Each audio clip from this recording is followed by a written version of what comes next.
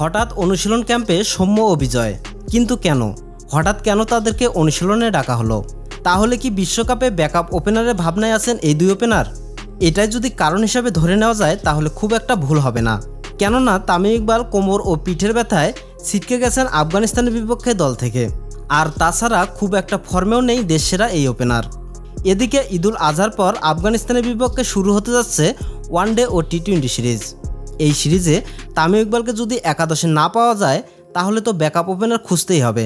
মূলত এই কারণে সৌম্য ও বিজয়কে অনুশীলন ক্যাম্পে ডাকা হয়েছে।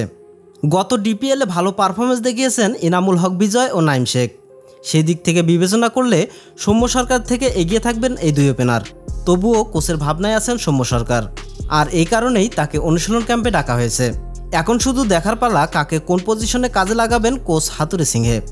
তো দর্শক, বিশ্বকাপের ওপেনার হিসেবে আপনারা কাকে দেখতে চান? অবশ্যই কমেন্ট করে জানিয়ে দেবেন আমাদের ভিডিওর কমেন্ট বক্সে। ধন্যবাদ।